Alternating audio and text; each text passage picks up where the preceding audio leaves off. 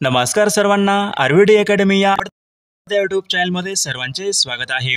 बघा, आजच्या व्हिडिओमध्ये आपण धर्मादाय आयुक्त भरती सर्व पदासाठी लागणारे काही महत्त्वपूर्ण TCS चे PYQ प्रश्न घेतलेले आहेत। बघा, हे सर्व प्रश्न येणाऱ्या परीक्षेसाठी खूप महत्त्वाचे प्रश्न आहेत, त्यामुळे हा व्हिडिओ सर्वांनी प्रामाणिकपणे शेवटपर्यंत पाहायचा आहे। व्हिडिओ आवडल्यास व्हिडिओला एक लाईक करायचा आहे आणि चॅनलवर नवीन असल्यास चॅनलला सबस्क्राइब करायचं आहे, कारण तुम्हाला अशी महत्त्वपूर्ण व्हिडिओज नक्कीच बघावयास मिळतील। बघा, या ठिकाणी प्रश्न क्रमांक पहिला पहा काय विचारलाय, वाशिष्ठी, शास्त्री, जोग या कोकणामधल्या नद्या कोणत्या जिल्ह्यामधल्या नद्या आहेत? बघा, सर्वांनी योग्य उत्तर सांगायचा प्रयत्न करायचा आहे। वाशिष्ठी, शास्त्री, जोग, बघा या कोकणामधल्या नद्या कोणत्या जिल्ह्यामधल्या नद्या आहेत? त्याचे योग्य उत्तर काय पाहिजे? रत्नागिरी या जिल्ह्यामधल्या त्या नद्या आहेत, म्हणजे ऑप्शन क्रमांक या ठिकाणी 3 आपले योग्य उत्तर आहे। प्रश्न क्रमांक दुसरा बघा, या ठिकाणी काय विचारलाय, पुणे ते महाड यांच्या दरम्यान खालीलपैकी कोणता घाट लागतो? पुणे ते महाड यांच्या दरम्यान खालीलपैकी कोणता घाट लागतो? त्याचे योग्य उत्तर काय पाहिजे? ऑप्शन क्रमांक 2 राहील, पुणे ते महाड यांच्या दरम्यान बघा वरंधा हा घाट लागतो, म्हणजे ऑप्शन क्रमांक या ठिकाणी 2 आपले योग्य उत्तर आहे। प्रश्न क्रमांक पुढचा बघा, काय विचारला, सिंहगड हा किल्ला खालीलपैकी कोणत्या जिल्ह्यामध्ये आहे? सिंहगड बघा हा किल्ला कोणत्या जिल्ह्यामध्ये आहे?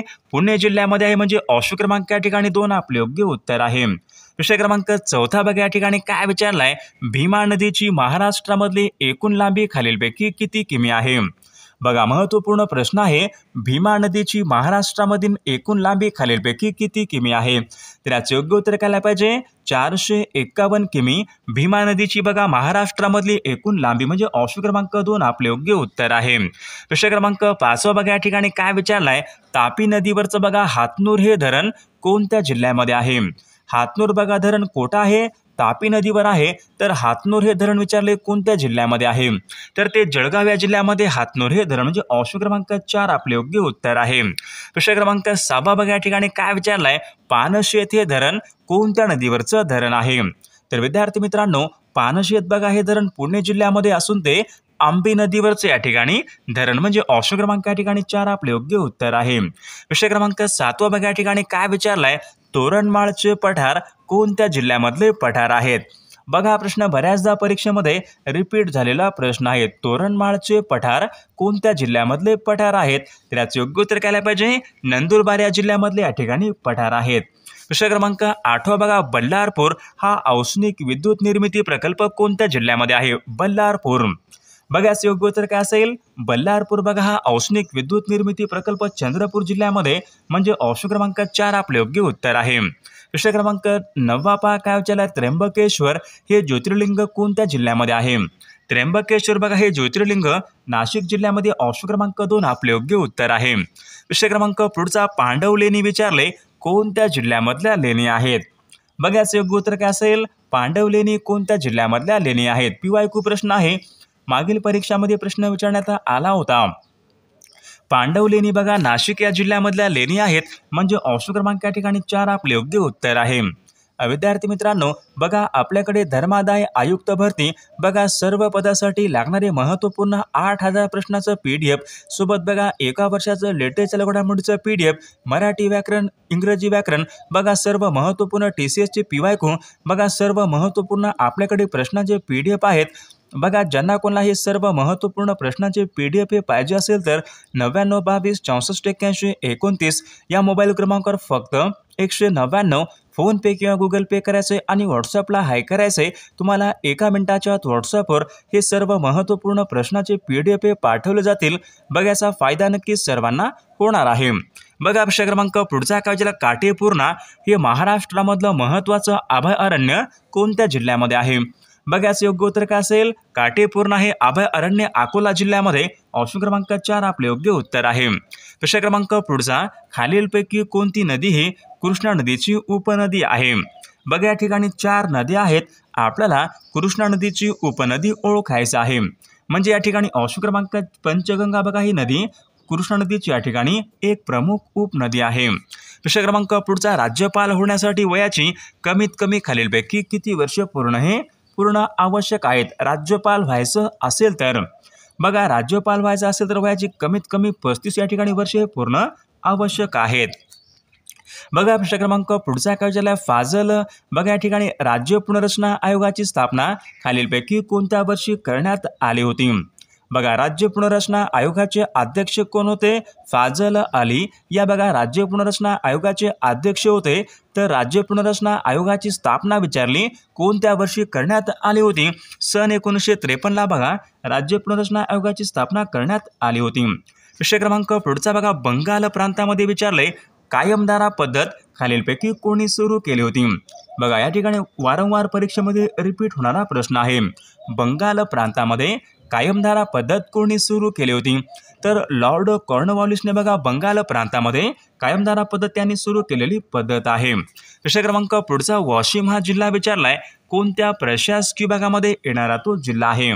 तर याचं योग्य उत्तर काय असेल? वाशिम बघा जिल्हा अमरावती या प्रशासकीय विभागामध्ये येणारा तो जिल्हा आहे. विषय क्रमांक पुढचा महाराष्ट्रामधला सर्वात मोठा कत्तलखाना कोठा आहे?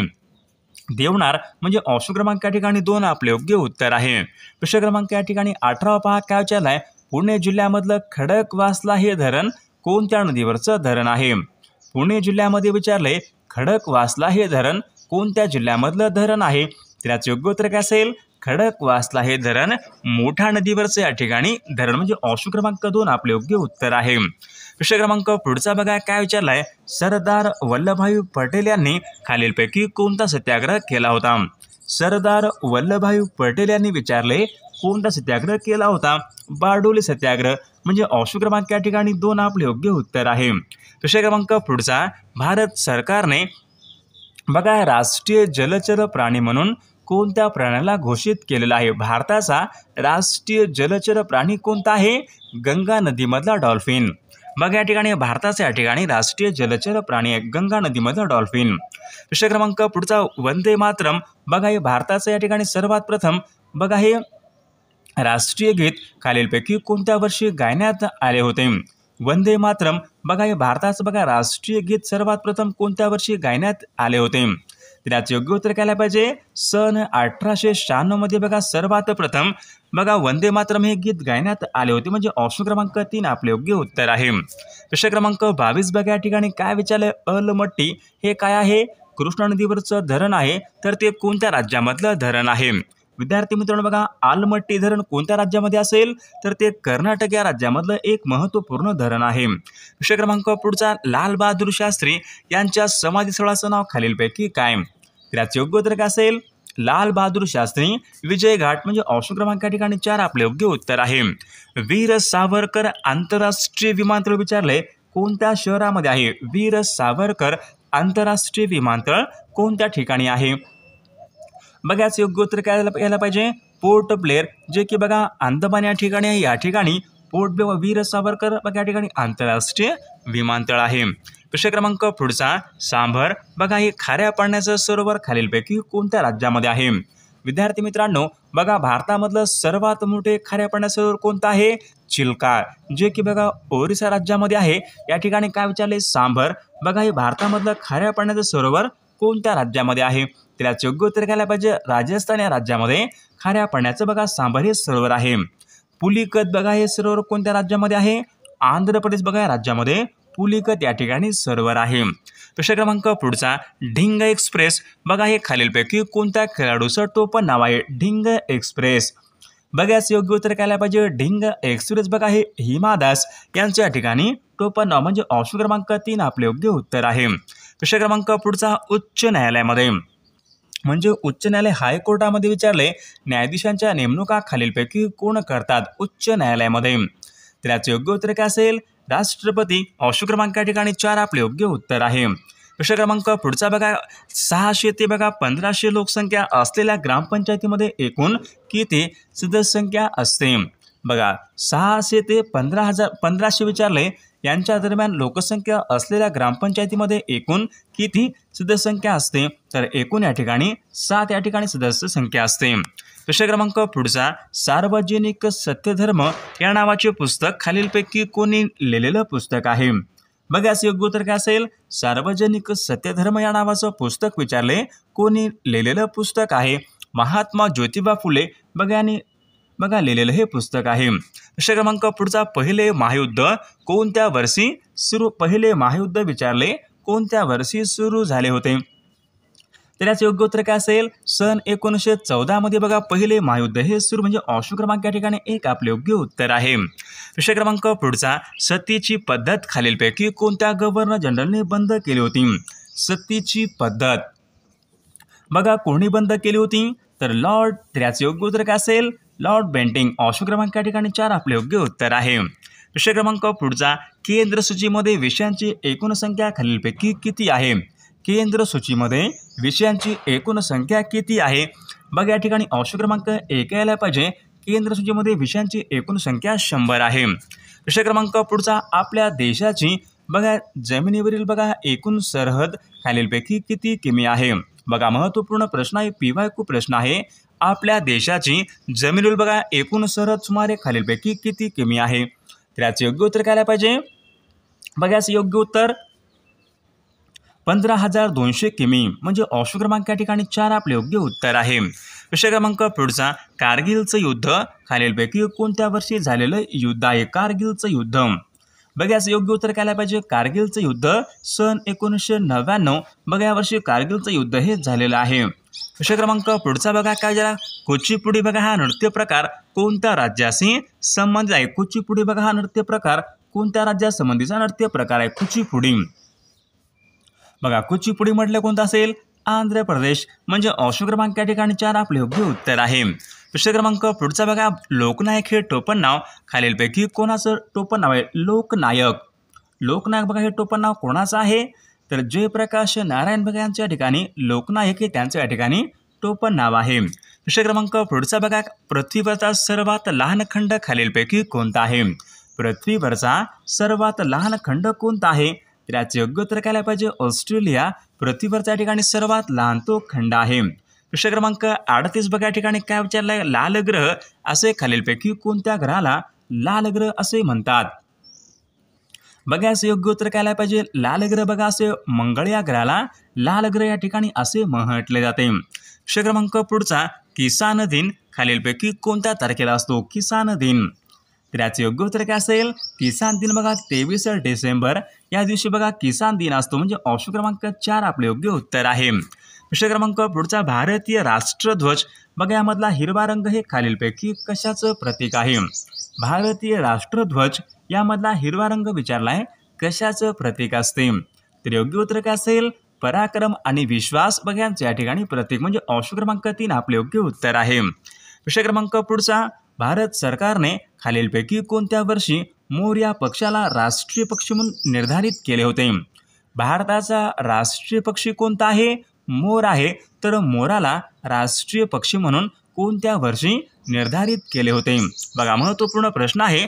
तर सन 1963 या वर्षी बघा मोरांना राष्ट्रीय पक्षी म्हणून निर्धारित केले होते. विषय क्रमांक पुढचा, हैदराबाद हे शहर विचारले कोणत्या नदीच्या काठावर आहे? हैदराबाद हे शहर.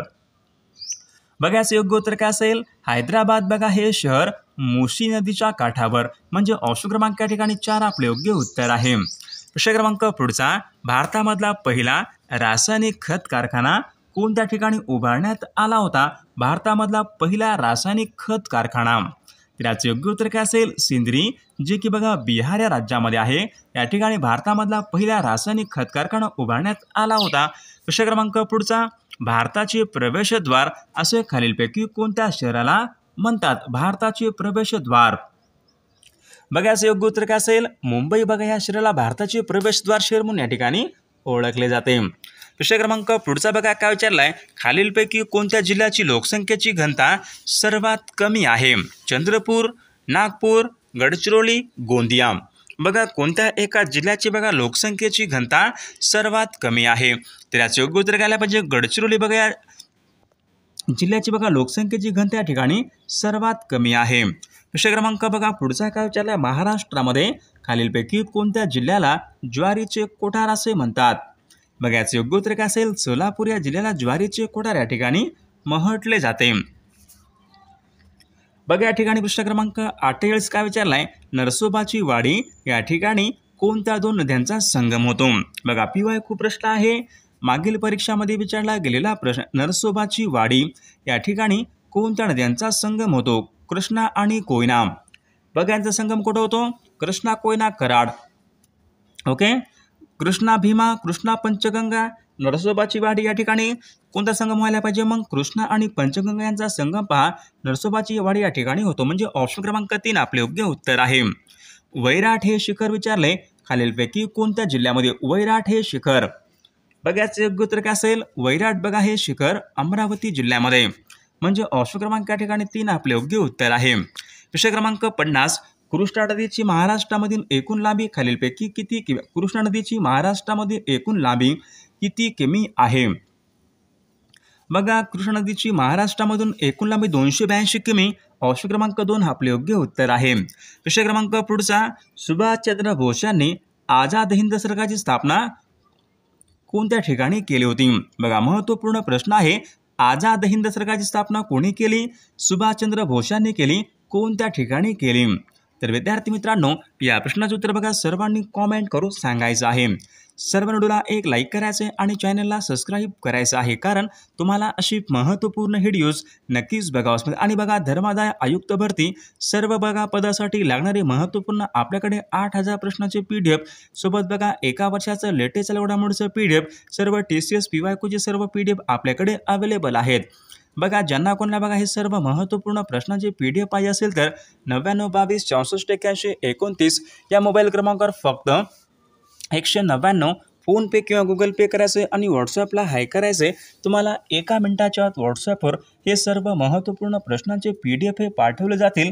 बघायचा फायदा नक्कीच सर्वांना होणार आहे.